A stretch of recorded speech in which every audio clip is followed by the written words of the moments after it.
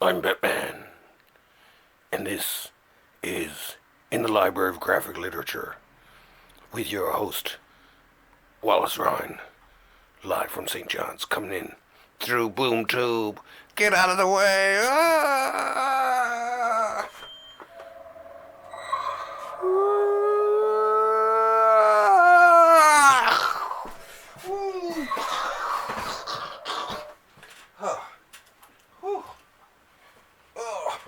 Oh my god. Oh good lord. Oh, hang on a second.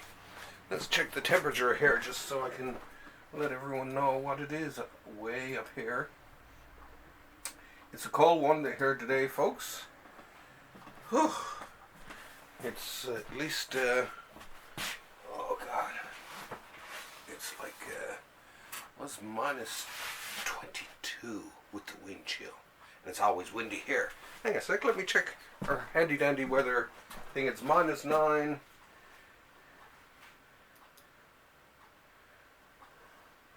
Yeah, minus 9 with a wind chill of about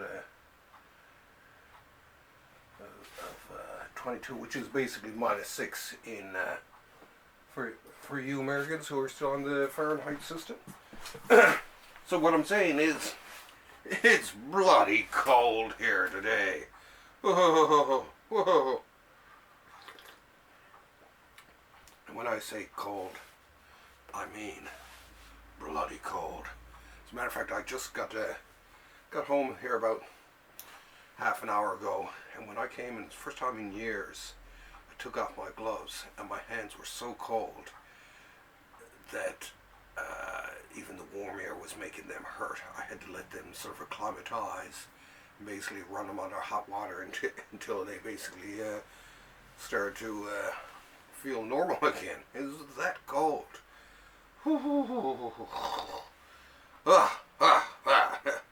Anyway, what are we going to do here today? Well, we're going to talk about comics in collected form. Yay! And Dennis and I will be shooting another episode of Thursday Comics coming up this weekend, as a matter of fact, and it's going to be about, I think we're going to be talking about the upcoming comics for this year. So check that one out. It's a very good one, and subscribe to our podcast and share about it too. Let other people know just how wonderful we are.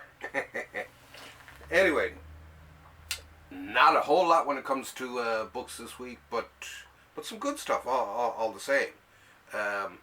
On top of that, I've thrown in actually a couple of Kickstarters that I mentioned just in passing there before, but I want to actually talk a bit more about it, so I thought I'd waste a bit of time, a bit of your precious time with that.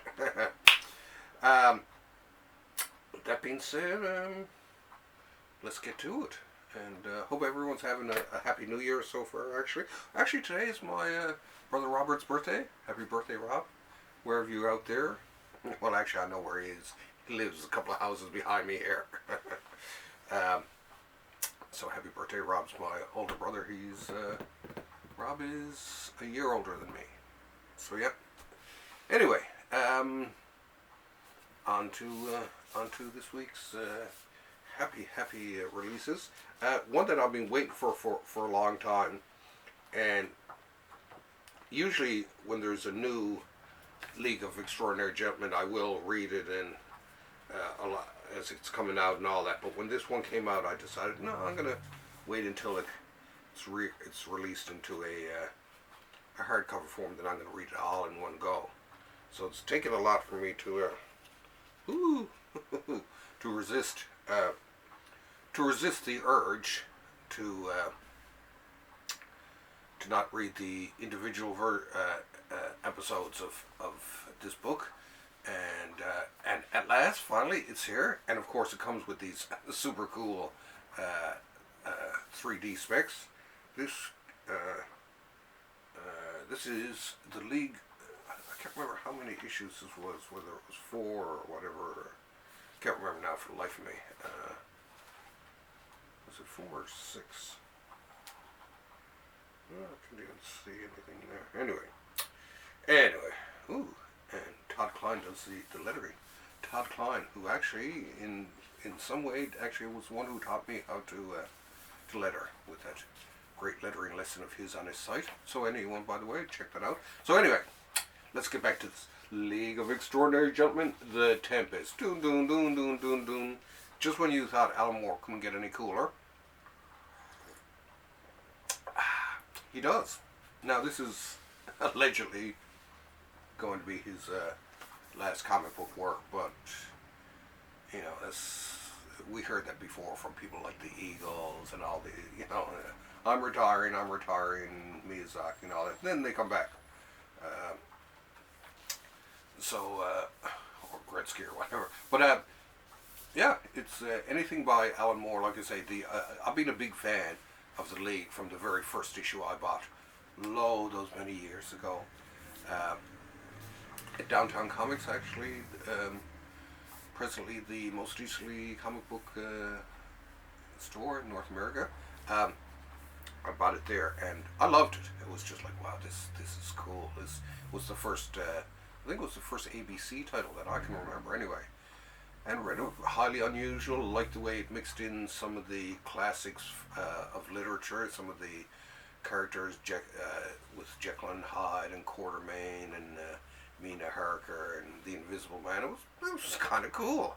And it just got better. It was a great series and all that. Then the second series came out, which was basically like his War of the Worlds, which was a great series, with one or two disturbing scenes that still to this day disturb me.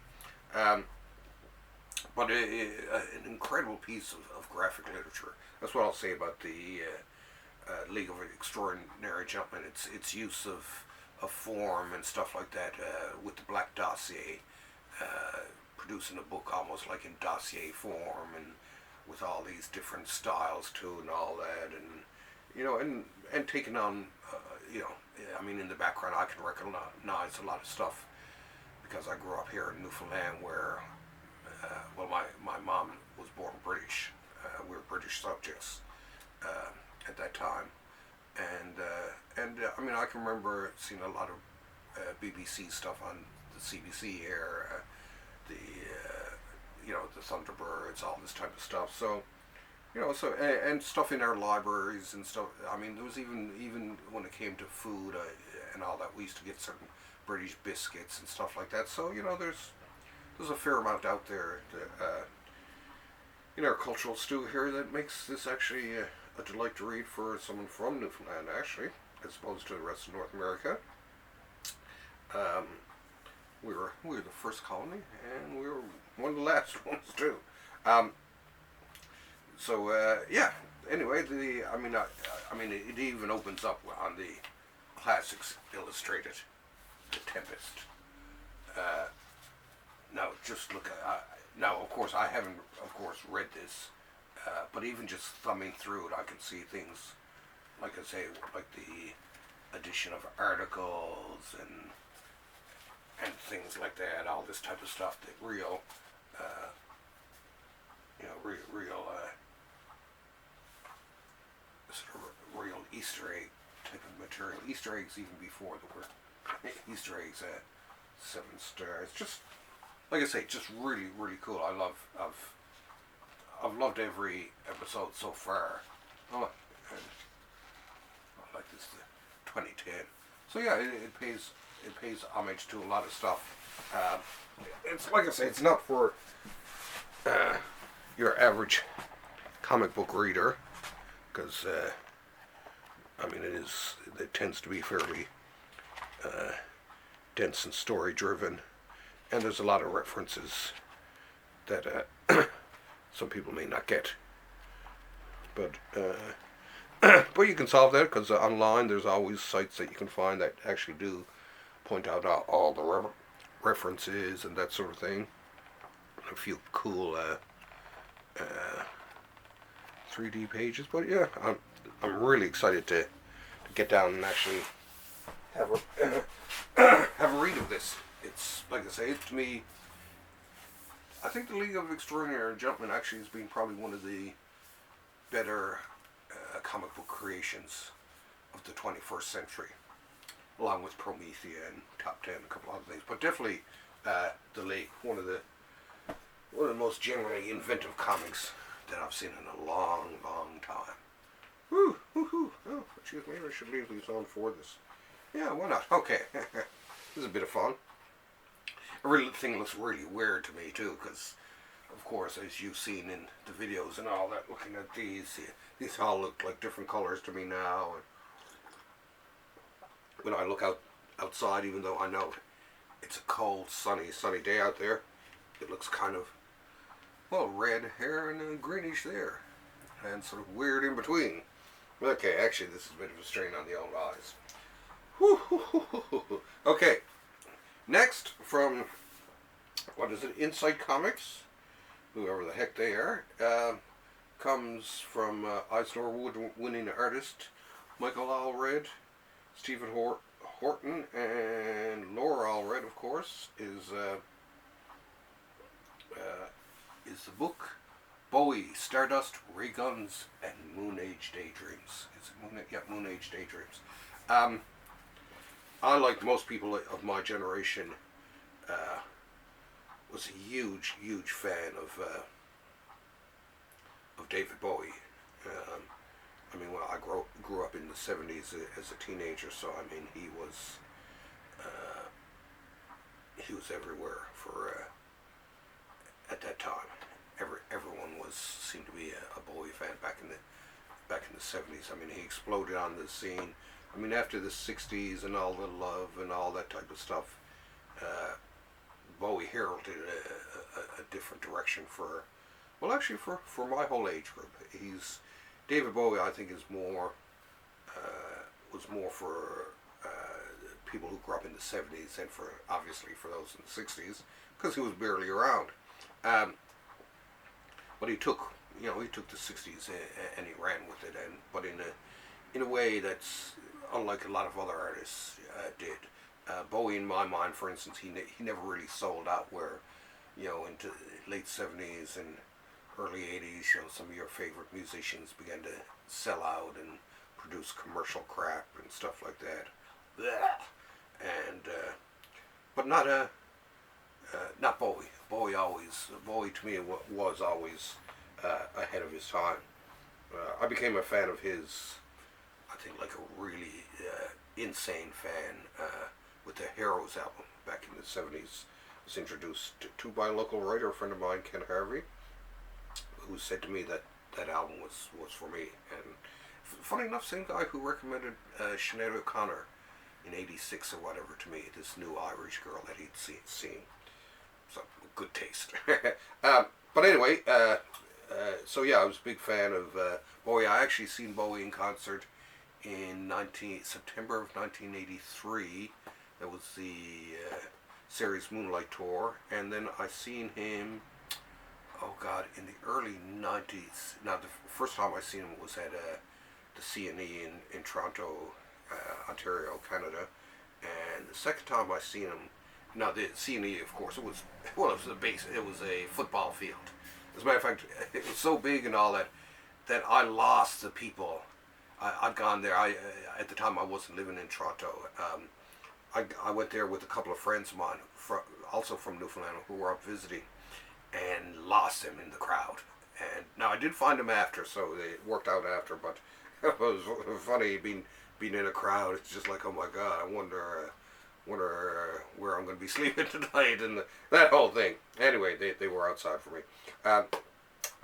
Wonderful concert, but then he came here in, like I said, I think it was '93, is what I'm thinking, and he was on the Sound and Vision tour, which was kind of like a greatest hits tour. He more or less had said that, or the impression was given that this was going to be, the last tour that he'd ever really do, and be doing a lot of his older material.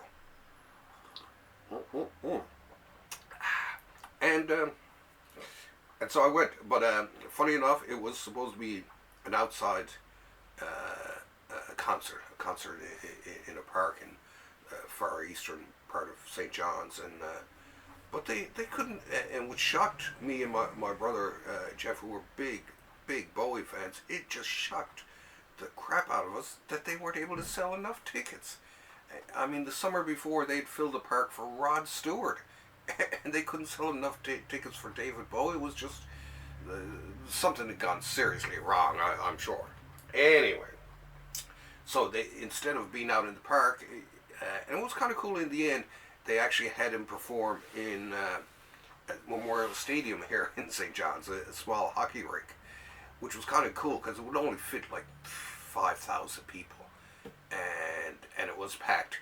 And it was one kick-ass concert, I gotta say. He was fabulous. Adrian Belew was there, who I'd seen years before with King Crimson. So it was a great, fabulous concert. And it's funny, I'd bought his last album when it came out. It was because I had not bought one of his albums in a long time. I've since gone back and I'm starting to listen to a few I missed, like Heathen and some of his latter hits and all that. But when I got his final one, I loved and all that. And then when he died, it just, I mean, it was a kick in the guts, right? He was a giant of our generation. So if you're a Bowie fan, like me, obviously, run out and pick this up. And the other great thing too was when I read about this first coming out, and seeing that it was Michael Allred who was doing the artwork for it, I flipped out because it was just like, oh, you couldn't ask for better. For some reason, to me, there was something about him that seemed to embody the whole concept of David Bowie. Michael Allred just seemed to be the perfect choice. So, and we already sold a couple of these at the shop, so run out and great cover too. I like the how he's they got a varnish on him. And so that's it for new stuff. Geez, I did wax eloquent, didn't I, about good old David Bowie? Anyway, oh, great concert too, man, great concert. Anyway, on to my Kickstarter books. This is a real kick in the pants part of the episode. And I've talked about them before, but I'd have people online who asked, how about, do more Kickstarter and Indiegogo stuff, and where do I find out about them when they come out and all that. Well, I'll tell you something. Where you're going to find out about it is right here in the Library of Graphic Literature. Because well, and to be quite honest, I learned a lot of it from my good buddy Dennis Osborne, my co-host on Thursday Comics. He really keeps an eye on Kickstarter and them. Now, and I've just recently started to peruse them and keep an eye out myself. So yeah, any big time ones come out, I'm going to be posting them to the page. Not every single one, but just what I think is anything worth supporting. Like the Dreadstar one, went in for that in a big way. Had to. It was a masterpiece and all that. Most recently, I supported the Aztec Ace series by Doug Munch and his friends. And if anyone hasn't, go out and do it, because it's a good cause. And I'm starting to get into it, because they're kind of neat. I mean, a lot of them are probably very low print runs, too, initially for some of the stuff, and that's kind of good. So anyway, for today's entries in that, is I got two really cool ones by people I absolutely love. This is from Jan Strnad. I always have a problem with Strand. I used to call him sometimes. And Richard Corben. Sorry, Jan. I'm a big fan of both. And this series, I'd read part of it when I was a kid and all that, but I never did read the second part of it and that. But it just seemed like a bizarre story. But it was kind of fun. I liked it. Well, I was a big fan anyway of Corben, so I would read just about anything. Oh, look, came with a cool little bookmark there, and a print. But yeah, I always loved Corben stuff and all that. And Strnad, along with him. I mean, he did. I always liked his work, especially. Geez, what was it he did? I think he did Dalgona, which was actually one of my favorite independents from the '80s. But yeah, both giants in the field, and this is what it is too. Whenever I see a comic or a project collecting a series like this, like Mutant World and all that hasn't been collected, I will move heaven and earth to get it because, well, it's a classic. It deserves a book. And here's one that definitely deserves a book. And I mean, he did it a few years ago, but of course it's sold out like nothing else. Is The Strangers in Paradise Omnibus. And I am actually going to physically read these copies. And it's about time he did it. When he did it the last time, I mean, it sold out in a split second. And people have been screaming and crying and bawling, like me, about it for years. And, when are we going to see a reprinting of it? And he finally did. Now, this one, this is one of the rare ones that I did buy because I thought that because the way it sold out last time, I thought that I wondered if it would even make it to the comic book store. So that's one of the, usually I will always buy my books at my local comic book shop, but with this I just couldn't take a risk because of the history of this one. So but yeah, a classic series. I mean, I collected this at the time when it first came out and all that, and no, I never did finish it, and that's one of the good things. I've always wanted to finish it because I've read most of his other works too, and I've loved that too. So I'm gonna, over the next few months, I'm gonna be tackling this. And The Strangers in Paradise. Oh, it's heavy as anything. But yeah, beautiful set, nice slipcase, a little soft cover of the covers and all that. But yeah, really a really nice package, I gotta say, right? Oh, and this there too. Here we go. Beautiful, isn't it? Beautiful. Ooh. Don't want to damage it. Actually, to all those other books from today too. Lovely, lovely books. Now, before I go, which is only a few seconds away, when I leave, I'm gonna make my lunch here now, and then I'm gonna do a bit of work on my comics, do some lettering for this project we're working on, and then I'm gonna go out into the cold again and down over the hill for our Comic Jam. We're coming up now on 10 years. The Breakdown Comic Jam here in St. John's, Newfoundland, that I co-founded with Paul Tucker, my good buddy, and it's funny because when I was thinking about that, it was just like, oh my God, what I don't do for comics. When I thought about that, I thought, hey, that's something I can throw out to everyone out there, to all my fans, and to people out there in the comic book world. And it was a question, and it was a call to action. And what it was, what did you do for comics this week? Did you recruit one of your friends to read a comic? Did you talk on a Facebook group positively about a comic? Did you halt a discussion that was just going on about how negative, bad things about comics? Did you buy a comic from a local retailer? Did you write a comic? Did you draw a comic? What did you do out there?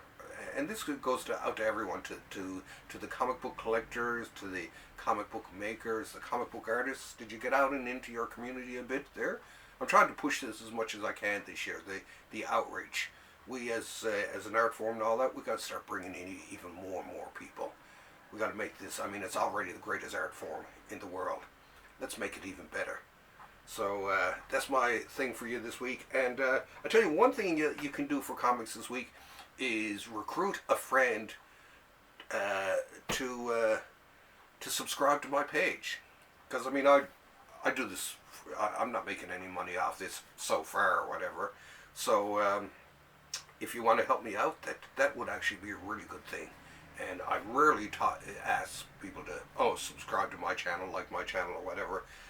But if you're here, you're already liking my channel. But I want you to get out there and convince some of your friends, hey, you got to watch this crazy guy from way up in the northeast part of North America who talks about comics all the time and just can't shut his mouth and blah, blah, blah, blah, blah, blah, blah. But he knows his crap, which I think I do. And I enjoy it. I love comics. This is the thing. You know, as I'm always talking about comics, I like, there's enough people, enough negative things out in this world that people talk about what they don't like. I'm here to stand up for comics.